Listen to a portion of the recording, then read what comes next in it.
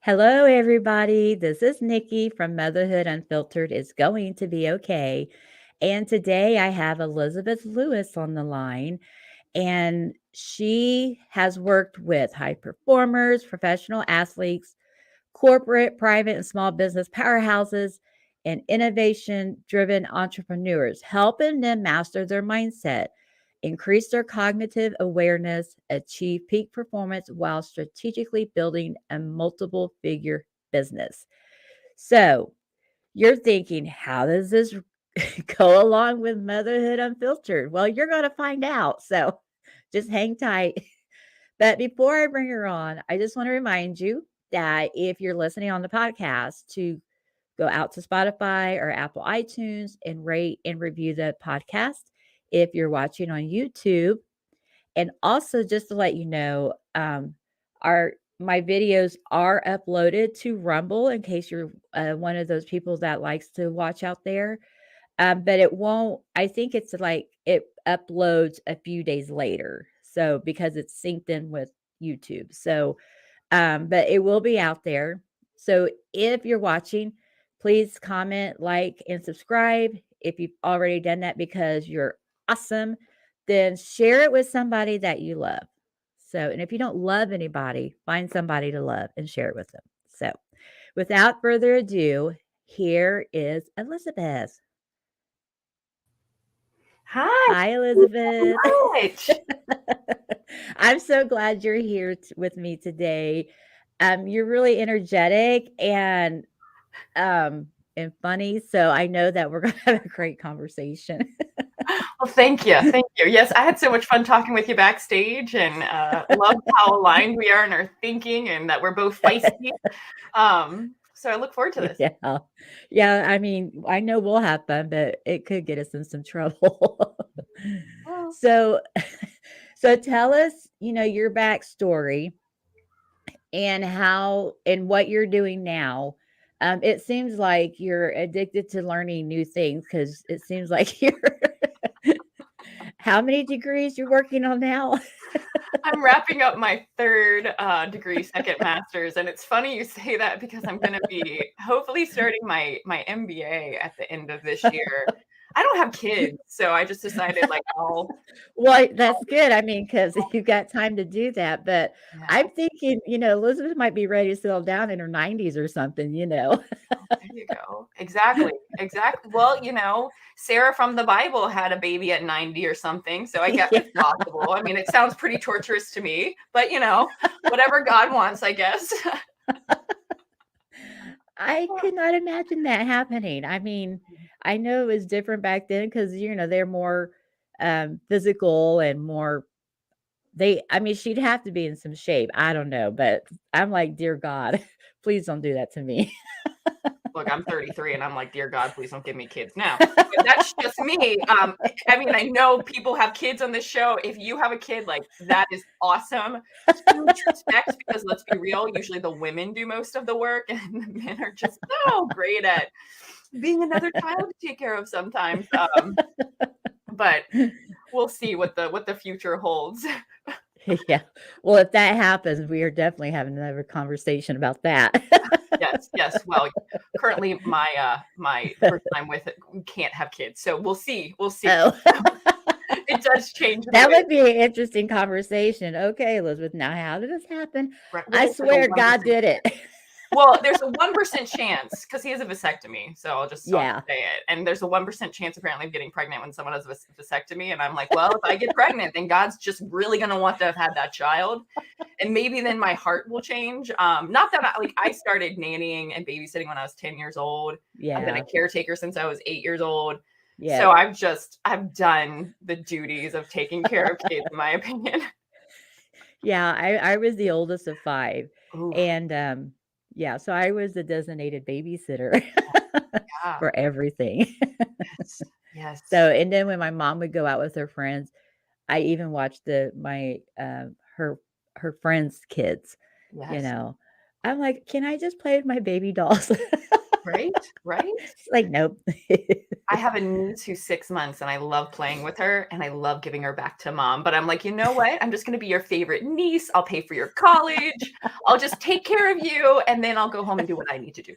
Yeah, exactly. That's like grandparenting. So, Yes. um, and I love it when my granddaughter comes to visit because I will just do I try to remember there's rules that my son has put in place. So, but it's just so much fun because after 24 hours, I'm like, "When are you getting here?" Right, right. Um, And not just for me, but she's ready to go home, right. even though she's having fun and everything, but, there's a time and place for everything. So tell us your history here. I mean, I know Yeah. we, giggled about the many degrees that you're working on, but what are your degrees, what are they and how are you applying them to what we're gonna talk about? Yeah, that's a great question. So, my bachelor's is in television producing. I became a professional model at age 15 and worked in the media world. And as I was graduating, I was like, I am done with this because I'm sorry, like TV to me is one of the most corrupt things you could expose yourself to. Yes, The yes. brainwashing, the subliminal messaging. I mean, But how did you I mean, you graduate and you're like, I can't do this. This is yeah. just all messed up." I mean, did your mom was like, "No, you're not gonna do this anymore," or was this I mean, how did you have the intuition to know that this is gonna be awful if I stay in this? Well, I'd done it. I mean, I graduated with my undergraduate a little later than the average person. I was 24 when I Okay. graduated, and I had done it for 10 years at that point. Yeah. And unfortunately, in production TV film world, if you're really good at like getting lunch or doing some of the, I don't want to cuss, but like the female dog work is like we kind of put that under. The Um, menial task. Yes, there you go. Better way of saying it.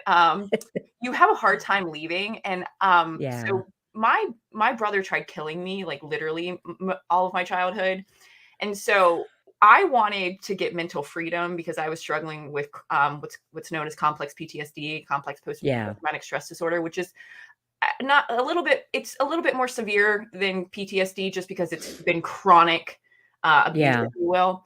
And I wanted Right. to get free from that. And I was just starting to walk with God really closely because I was at a Mhm. point where I was like, well, I'm not doing anything right. So I'll just give you a year. And if you don't change my life, then peace out. Well, he did change my life. And I just remember at this point being like, it was just something in my heart that said, I didn't want to look Jesus in the eyes and be the reason to why Yeah. our world is going further down the drain. The toilet, yeah.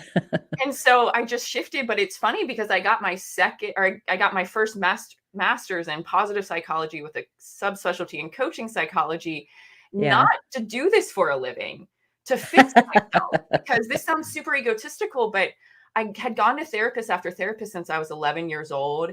And Yeah. a lot of them were like, "Oh my God, you had such a horrible childhood." And it's like, well, thanks. Like I lived it. Like no crap. I'm aware. Yeah. Like, what are Yeah. the tools to change? And no one could really tell me the application of how to change. And so I decided to get my own master's to just fix me and like learn so I could Oh my heal. goodness. And it just turned out I was just naturally good at it. And my professors were Yeah. giving me the overflow of their coaching clients. And so I Right. just started doing it and I fell in love with neuroscience and Wow. neurobiology. And I just used myself as the guinea pig. And Yeah, then, we live in a very red tape world. And then I was like, well, let me get a exactly. second degree in clinical mental health because at this time, like coaching was still like, ooh, you're a coach. And I mean, I Yeah. think that it's still kind of like that today. Everyone's a coach. There's not a lot of Yeah. restrictions. And so I just decided to get my second degree in psychology. I'm not going to get licensed though, because I don't believe in the red tape of being licensed personally. And I like Right. to really work with high performers and businesses. Yeah. But I just want to be the best person I can be. We live in a world that is becoming so much more self-absorbed. It's always been self-absorbed, but I would say Yeah. we're becoming chronically self-centered. And I just want to spread unconditional love and encourage I people. know. Like if I can forgive my brother who tried killing me, literally, most of my life. And like, you can forgive your boss who's not giving you the work you want. Like, Right. it's just there's so much freedom and so much beauty about life. And I just want to encourage people to, take control of Yeah. their lives and their mind. I was thinking that. Yeah, my brother tried to kill me a few times, but not like your brother tried to kill you. So, I mean, maybe we should change our how we say things. Yeah, there was a lot of sibling rivalry. He was the only boy No. out of 4 girls. So, I think he most time he's probably defended himself, but, Yeah. you know. No, my brother But was actually trying.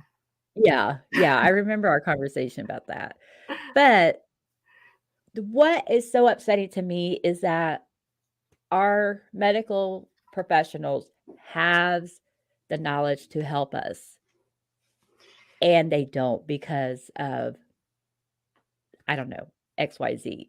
And that's so frustrating to me. And then I think they are been in that mode for so long of pleasing somebody else besides taking care of the patient that it's automatic and they don't think outside the box to help people. It's and I find it interesting that people have to go out and get their own degree so that they can help themselves. I Well, mean, I mean, I would agree with you. Like, if we lived in a perfect world, however, I would disagree that I don't think the medical professionals actually have the skills.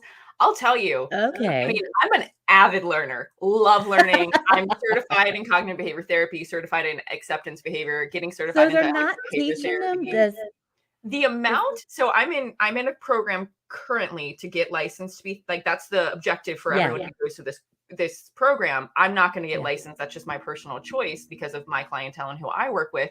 But uh-huh, it doesn't matter if you go to Harvard, it doesn't matter if you go to your state school or a Christian school or whatever. The curriculum is pretty much the same throughout because that's what it has to be.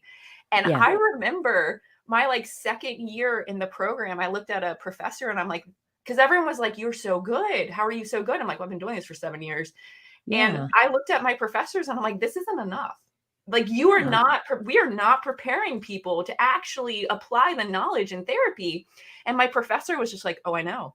The program has shifted to pass the test to the point now where a lot of colleges, when you're a counselor or a psychologist, God, by the time you get to internships and practicums, they sometimes have to kick students out because yeah, they aren't good. I mean, you don't learn enough. And this is where you have to find that person who loves learning, who loves growing their skills, because a medical office, a therapy, they're practices. And yeah, practices A means someone's a guinea pig. And it yep, also means that you're constantly learning and growing. And, one thing for therapists, I can't really talk about the medical profession because it is yeah, slightly different, I'd argue. But therapists, like, you can't take a client further than you've gone. Same with a business consultant. Like, if you haven't gotten a million oh, dollar company, yeah, it's gonna be really hard to teach someone else how to do it. And that's so, so true. and I will tell you that apparently therapists have the highest divorce rate. So, we do have high standards, I guess, on effective communication and trust, but you can't force somebody. So, and it also comes to a good fit, right? Like, one thing that I found out, which is why I'm the type of person who does all the studying myself, is if you've never had psychological safety imprinted in your brain by the time you're 7 years old, I'm just giving an arbitrary number, but as a child, Yeah. psychotherapy is not going to work for you. Oh my god, we're all screwed. And so for me, like, psychological safety is very important with my clients, and creating psychological safety.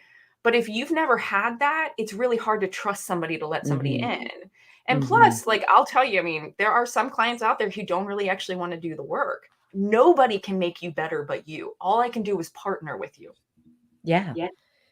Yeah, and I find that people that I talk to,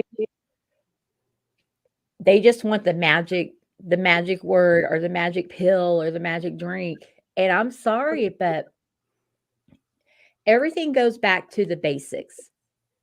You have to do the work every day. When you learn to play the piano, you have to practice every day if you're gonna be good. Yeah. You have to do it on a regular basis, and if you do it wrong, you just keep doing it until you get it down, Yeah. and I mean, yes, those magic stuff helps, if it does work, but I'm sorry, you just have to do the work.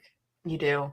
You do. And Yeah. one thing about doing the work, like if you just need a quick skill, I'll tell you, learn how to practice radical acceptance, which ultimately means like learn how to be open to experiences as they are with your thoughts, with your feelings, with your sensations, not trying to change it, not trying to Yeah. judge it, just observe it. And Yeah. then figure out what's really in your control and keep your focus on what you can control. So many people are so focused on what they can't control, which is producing a lot of Oh, stress, anxiety, and depression. When if yeah. you can learn that life is mainly a gray color, there's Yes. not always going to be a reason to why things happen, which humans can't stand, right? Which is why we have to have that acceptance. And then Yep. learning to keep your focus on what you can control, as well as learning how to be present minded, learning how to live in the present Oh moment. my God, Just learning Elizabeth, those that's so pillars, your smart. life can change. Yeah.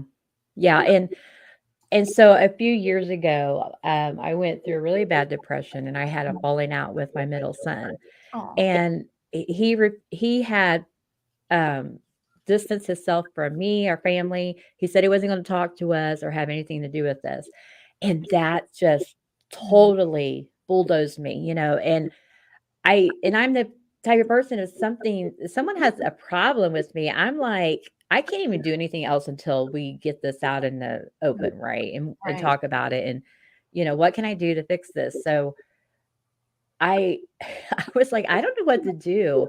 So I right. started focusing, well, I can't control that situation. It's out of my hands. So I started working on other things that I needed to work on that I had been avoiding for a long time.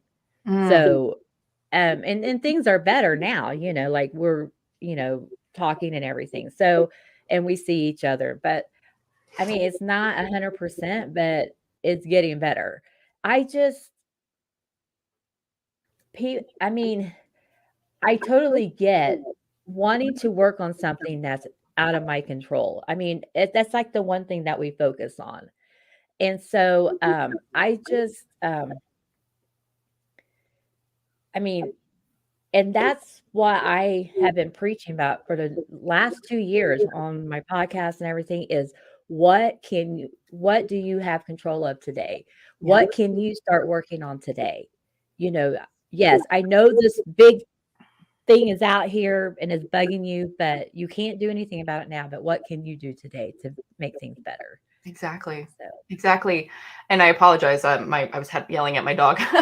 um, the other thing that I like to encourage people to bring on to that too is, yeah, can you do 1% better today than you did yesterday? Because 1% yeah, is so yeah, obtainable, right? yeah, And 1% every day is 365%. And you know what? yeah, Even if you can't do 1% better every day, yeah, which it's always possible, because sometimes it's yeah, changing your perspective. Like the other day, was a frazzling, like it was just a frazzle day for me, and like I yeah, didn't get done my agenda, and I was like, man, uh-huh, today wasn't productive. And then I had to like pause myself and say like, well, I signed 3 clients, I gave them their contracts, I'm growing my business. How is that not productive? But we have such a narrow scope of how we define things sometimes based off of our expectations, that we set ourselves up for right, failure so much, when it's like, A, if you're not gonna like fret about this on your deathbed, like just get over yourself for a second, right? Like let's put it in perspective.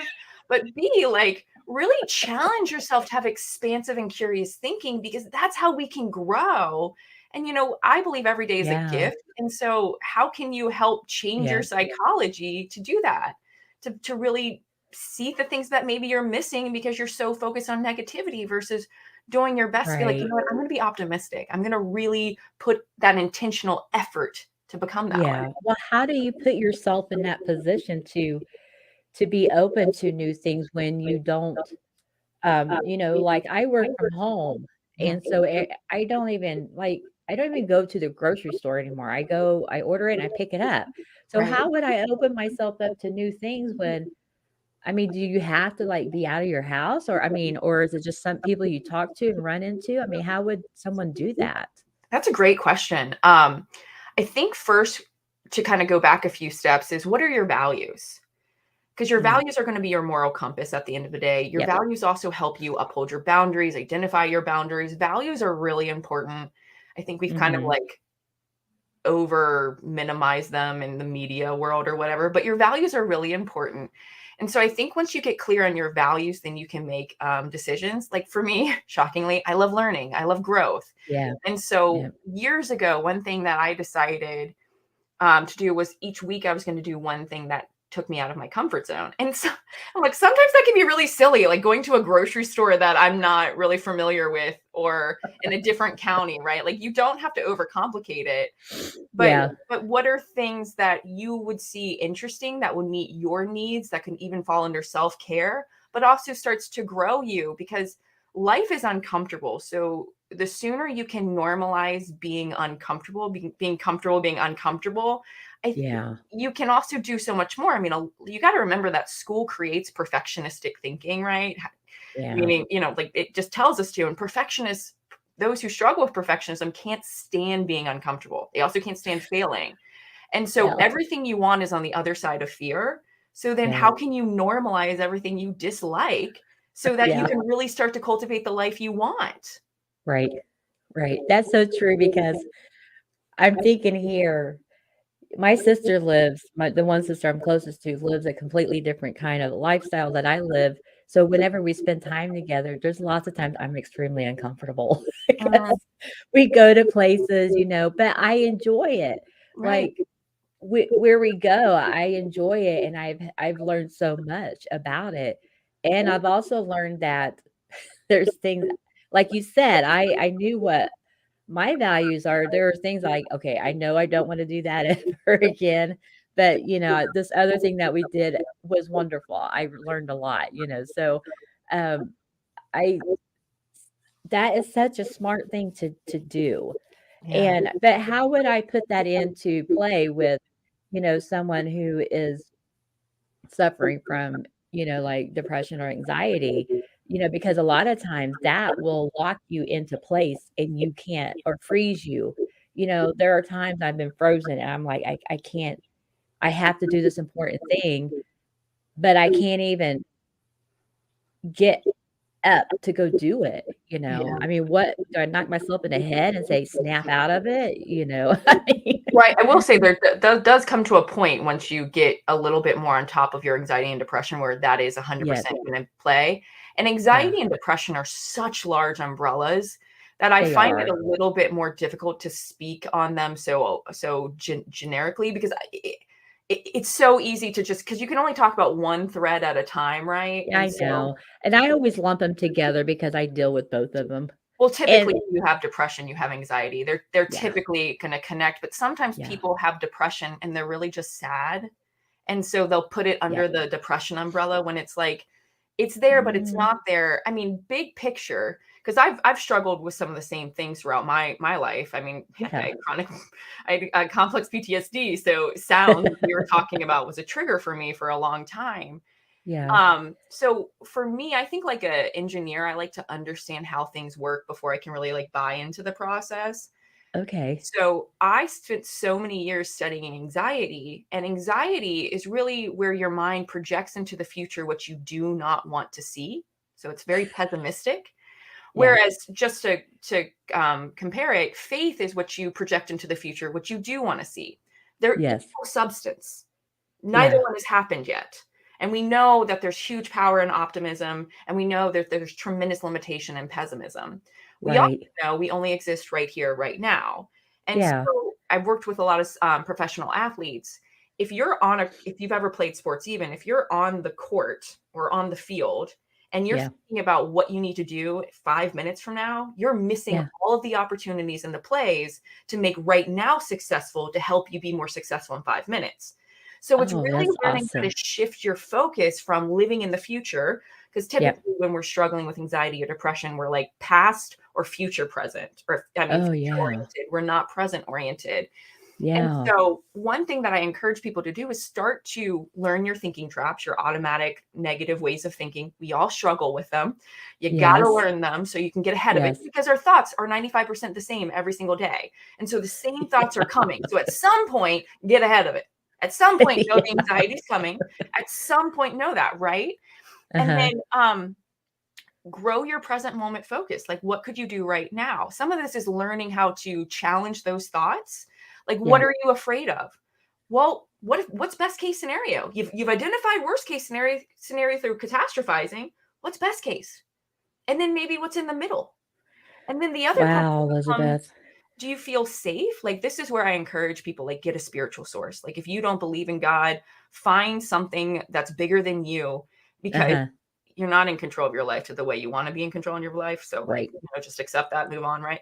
And lean on that. Like, I Yeah. used to be, my brother shot at me, put knives on my throat, drowned me, like, truly hurt me mentally, Yeah. at least, I would argue. And so when I first got a male client face to face, I was nervous because I was like, Uh-huh. you could hurt me.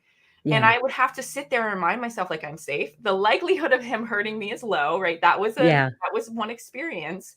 Yeah. And then just kind of start to normalize this newness, which requires self-confidence, requires Yes. boldness, but it also requires reminding yourself that you're safe, because I think sometimes you have to relearn yourself, especially after you've had a lot of traumatic experiences. Mhm. Because we only know ourselves as kids, right? And then we kind of carry that Yes. belief system into adulthood, when it's like, date yourself. Like, are you hurting yourself by holding how you see yourself in the past to the future? Does that make sense? Yeah. And start to say, like, who am I today? Like, if someone, like, do you mind me putting you on the spot? Because I definitely want to keep you No, psychologically go awake. ahead. No, go ahead. So when you're thinking about leaving, like, what are your thoughts of anxiety and depression that come, if I may? What are my thoughts? My thoughts are, oh my God. Um, First of all, I think, do I have all my clothes on? Because I am so afraid that I'm gonna leave and I'm gonna be naked somewhere, you know? I have that same thought sometimes. So I laugh because I'm like, man, no one's ever said that to me. And I have that same thought sometimes. And then sometimes I'm like, are all my clothes off before I get in the shower? I don't know if you have that one too, but just share. Yeah, so I think, do I have all my clothes on before I leave the house? Which is crazy because I always get dressed, you know, Right? and some other things, so going out in public, my biggest fear is somebody is going to freaking touch me, and or I'm gonna feel like I'm in the middle of a crowd and there's people in front of me, beside me, and behind me, and they're touching me and I can't move. So that's my biggest fear with um, groups, you know, and going out in public. Okay.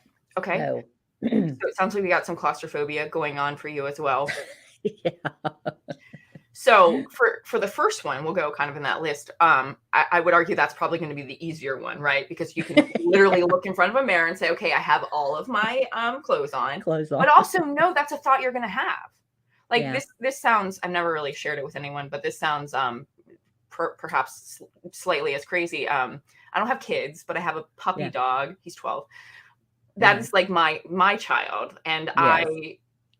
over the years, I've learned that sometimes I leave my house and I'm petrified that my house is going to catch on fire and, like, I'm going to lose him. Now, I lost most of my family by the time I was 15 years old. Death was a very Yeah. large thread in my life. And so Right. I know that some of that is due to that, just constantly having Having a death. loss. Yeah. Nowadays, we have Ring cameras, so I can, like, check in with him and make sure everything is okay. But I have to reassure myself and say, "Hey, Liz, that's a thought you're constantly having. This is a very automatic Yes. thought for you." And Yes. sometimes I'll go home just because some days it's just, let me just check. Let me Yeah. just make sure, right? And we Yes. have to do things within our scope of comfort and coping, and we're not Mhm. always going to have those perfect days. Yes. Apologize. So when my oldest was he just turned 4, he went to preschool, and the bus came by to pick him up. Mm, Every day, I was like, "Dear God, please keep your hand on my child because that bus is gonna wreck somewhere." You right? know? And it was like I feel like I was being choked. Like, I didn't even want him to leave. I didn't want him to leave the house, Right. you know, but he had to go, Right. you know? Right. So, I I I just had and I didn't even know what to do about that because I he was my oldest, he was 4, and here he was leaving, and I think maybe more he might have been I was more of afraid of the bus wrecking um, because he wasn't like my toddler anymore. He wasn't my baby anymore. You know, he was growing up and he was learning new things, and then all the things that I was afraid of for him. Like, is he Right. going to get made fun of? You know, does he have all his clothes on? You know, I make sure he's, you know, he's dressed. But it was like some of those same things I was experiencing, I was pushing it off onto him too. And So I'm like, projecting is so easy. I mean, if you really listen to yeah, people, we're typically projecting more times than not in yeah, today's culture. And mhm, it's kind of also identifying these concerns, right? Like, yeah, okay, it sounds like you're spiritual yourself. So for me, if my house catches on fire, well, I got a neighbor, I got neighbors. Hopefully, my dog mhm, will come out. If mhm, not, then the question becomes, how would I deal with that? And yeah, same to you, right? mhm, Kind of going to your next one of not wanting to be touched. Well, that's a mhm, boundary that you can very easily implement, right? mhm. By first, and I think in probably post-COVID world, it's almost easier to to implement that, but it is changing a little again. But Now I just start coughing, fake coughing. if someone did touch you, what's something that you could say to uphold your boundary? Well, first of all, I looked to see if it was accidental, you know, and if it was, like, you know, they didn't mean to, I just move over, you know, I just go on.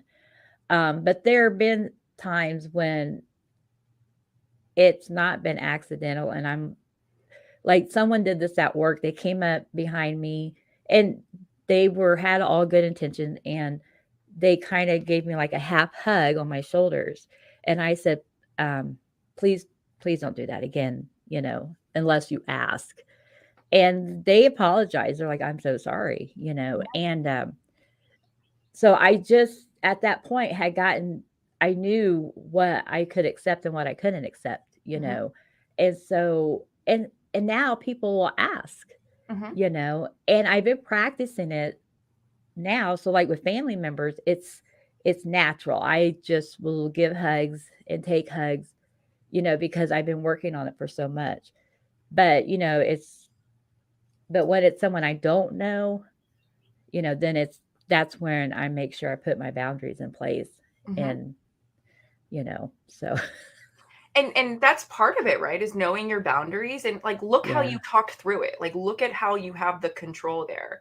And yeah, look at how you're trusting your effort and you're it sounds like you're comfortable also speaking up. And yeah, so you have the skills mhm. to kind of I tell my clients like kind of see all your fears and anxieties as like a gremlin trying to invade your space. Because you have to almost take it out of you because so many people are like, I'm afraid, I'm scared. Well, realistically, you were taught that. And this is where Yeah, neuroplasticity works against you versus for you, right? And right. so if that gremlin says, like, oh, if you go out, someone's going to touch you, then you can say, hey, bud, I have my system, I have my Yeah, values. I'm going to yeah, tell them I'd appreciate if you didn't touch me and next time ask. And if they yeah, continue to do it, guess what? You're a grown woman. Leave. exactly. Exactly. And I think that, like, for, like, people in my mom's generation and my grandparents' generation, they will just accept the fact, "Well, that's just the way they are." Well, okay, but they don't have to stay that way, right? They don't have to be mean, you know, or Right, the grouchy. focus is different, right? Like, you can't control anybody. Like, kind Yeah, of where you're going with this, it sounds like almost you're mad at your neighbor for how they're doing their lawn. That's their lot. How they wanna do their lot is their darn choice, right? yeah, It's no point being like, "Well, they should change." Uh-uh. You change. You yeah, have control to change. You have yeah, control to say, "I don't wanna be around you. This isn't a healthy relationship because you're not respecting my boundaries."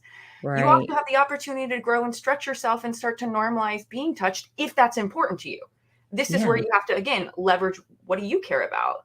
Like yeah. sometimes I think it's so easy in like, at least I'm learning what I think I want isn't always what I Mhm. want. I don't know what I want. Right. And so I think sometimes we have to realize like, what's really in my control about this? What do I want to do about this? What am I willing to do about this? And do I really care?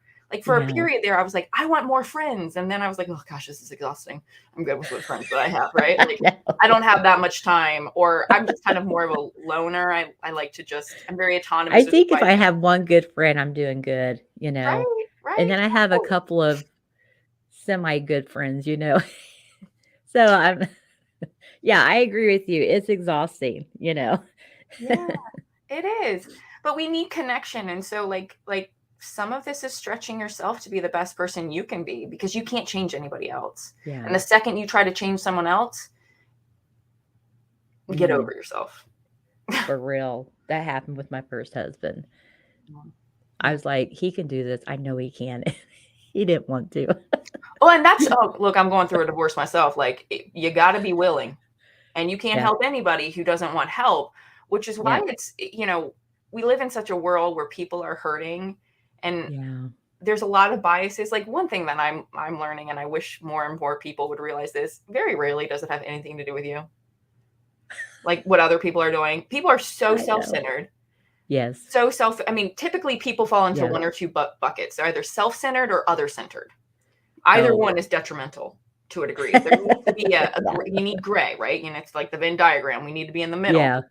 And so if you want to be more of a humble person, if you want to have less anxiety, less depression, focus on other people, not yourself so much. Mhm. I mean, Yep. that's a little part of it. That's not all of it by any means. Yeah. But also like start counting your blessings. One thing that can give you hope with anxiety and depression is optimism is learned, pessimism is Mhm. learned. Yeah. So if you don't like your situation, what are you willing to do about it? And it's the compound effect. Can you do a little bit each day? And some days, because we were kind of talking about days where it's like hard to get out of bed or hard to like get out of the Mhm. house. Yeah. You know what? Don't beat yourself up on those days. Instead of saying, Yeah. I did nothing today, say, I prioritize self care. You prioritize what Mhm. you needed to do. Look, I have days, I'm very bold and outspoken. So I'm very comfortable with confrontation, very comfortable with it. And so there are days where I put myself in timeout because I'm like, it's just not a good day for me to be out in humanity. Like, Nobody needs to hear me today. nobody needs to, because I'm irritable, I'm frustrated. The best thing for everybody is for me to just put myself in timeout and stay home. And I do that. And to me, that's discipline. To me, that's saying this is what I need. I need to be Yeah. alone and I need to take care of myself because Yeah. I'm, I don't want to We create need to do conflict. that more often. Right. And sometimes like if you're because I had chronic fatigue syndrome pretty bad a few years ago where just getting out of the bed was whew, Oh my gosh. was so Yeah. difficult. Yes. And I have clients who have really severe depression where getting out of the bed is difficult. Well, if you can just get out of the bed and get to a shower and then you get back on the bed or back on the couch, Mhm. great.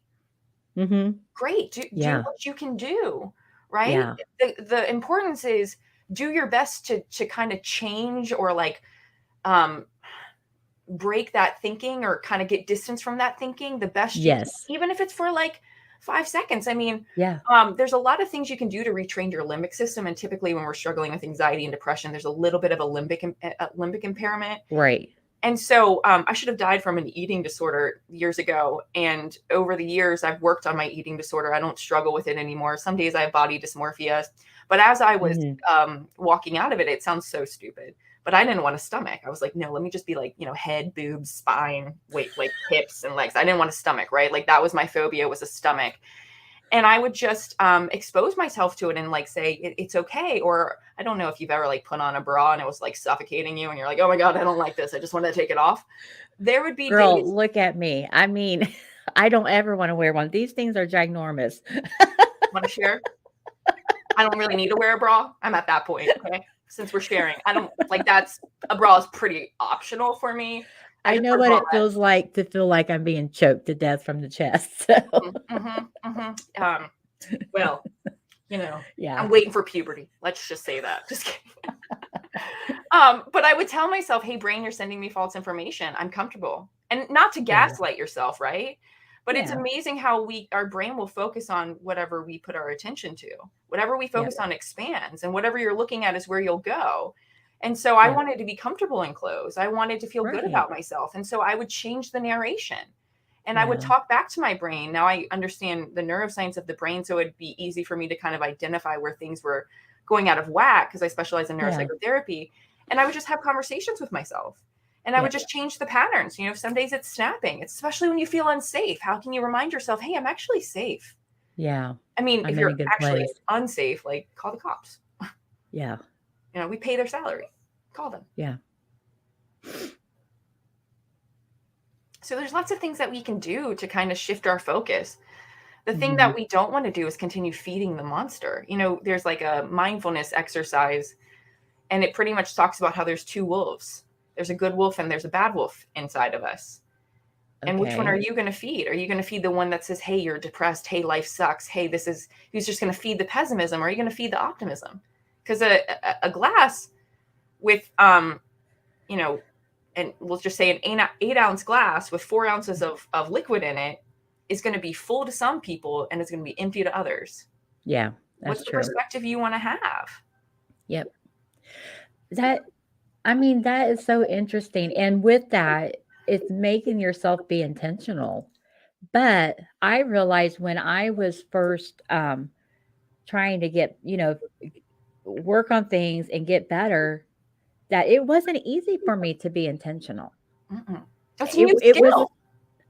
Yeah, and so I had to keep practicing it, and then I would go, you know, times where everything was great, and then something would happen, and then I would have to go back to the basics and start over again. It's Yeah. like I kind of forgot and slid back into my old ways, but yeah, it's something you have to keep working on.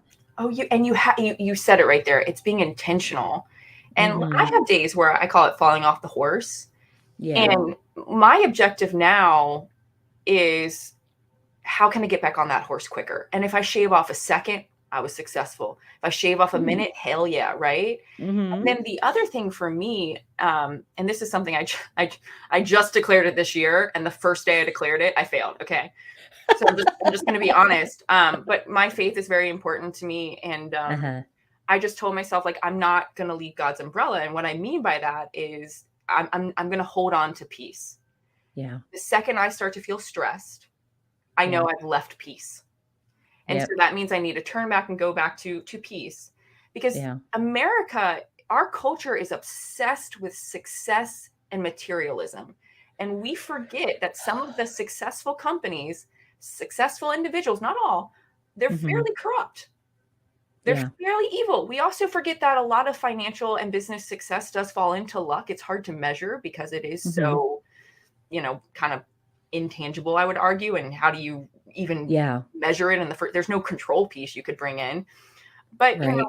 what's more important to you is to live a peaceful life where you're present or to always be stressed out? Because, I got some high performer clients and I'm like, until you choose to change the way you're showing up to life or even quit Yeah. that job, dare I say, I can't Yeah. help you, but congratulations, you are killing yourself. I mean, Yeah. the sicknesses that we have in the world that fall under the stress response syndrome is amazing. And we found that I think 80% of visits to our PCP is stress related. We've Yeah. discovered that I think 98 to 75% of all mental and physical illnesses are due to our thoughts. That means only 2 to 15% is due to genetics and the environment. And still, we're learning so much about epigenetics and how we think does change our DNA and zips our DNA. Mhm. And so there's more in your control. Like, be mindful of the shows you watch. Yep. Like I don't. Do you watch Yellowstone? Okay, so I just started watching that. I stopped personally because it was too evil for me. Because Well, I finally, watched the first 3 seasons. so I started. I don't. Yeah. I watched it because I was like everyone's about it, so let me watch it. But for me, I started noticing that I had more suicidal thoughts from watching that show because one or two of the seasons talks a lot about suicide, Yeah. and I was like, "Whoa, I'm not a That suicidal person." And so yeah, that people forget family is that, definitely has a lot of problems. and we are obsessed with it. I mean, Yeah. it's amazing what you can do if you remove the news out of your life, if you remove violent TV shows out of your life, and you don't have Mhm. to necessarily do it for the rest of your life, but just to a point until you are in control of your mind instead of your Mhm. mind controlling you. So if you struggle Yeah. with anxiety, if you struggle, because ultimately it falls into a fear category, then be more intentional of what you watch. Be more intentional of what you Elizabeth, expose yourself to. that is such profound, statement, even though it's so simple, because I know people who struggle with drug addiction, and I told one of them, I said, "I'm sorry, but you have to get whole new friends, Yes. everything, you a new city, whatever it takes for you to get out of that situation," because they tend to go back to their friends, Oh, yeah. you know, if they've been incarcerated, they come out, they just go back to their old lifestyle, and it just happens again. They get back into drugs, and then they get Yeah. incarcerated again. And I environmental triggers we can't fully control. And so that's Yeah. why they tell those who are trying to rebuild their life from addictions to Mhm. completely change their space, their friends, and their environment because you Mhm. reduce environmental triggers. And Mhm. our brain is so amazing, but it's a little bit of a curse too because we can't control all aspects. Like I'll tell Yeah. some of my mentors, they're like, "Why are you nervous right now?" And I'm like, "Environmental trigger that I haven't figured out yet is causing me to be anxious right now. I'm working on it." That's all I can tell you. Because your amygdala will pick it up in a nanosecond. Yeah. And so you're fighting against some of the biology of our brain that we don't have complete control over. Yeah, that's true, But yeah. what we're learning in the neuroscience field is if you can granularly label what you're feeling at a granular level, it's actually, Yeah. and not in a judgmental aspect, but just in a like, Right. oh, I'm anxious because of this. Yeah. Let's identify maybe some reasons. And then that can help you kind of get control and kind of distance Yeah. yourself from it because it's like, it's all right. You're Yeah. safe. This person's not going to hurt you. You're okay, right? You're just out of your comfort zone. Or maybe you saw Right. something that triggered you, but you've got to be intentional with trying to figure some of this stuff out. Oh my lord. Elizabeth, we could be here all day talking about this. This is such good stuff. It is. And you explain it in such, and where I can understand it, you know, and apply it to my life. Or I have, you know, I can pick out an instance like, "Oh, yeah, I I've done, you know, I need to do that more with this when this happens," right? So,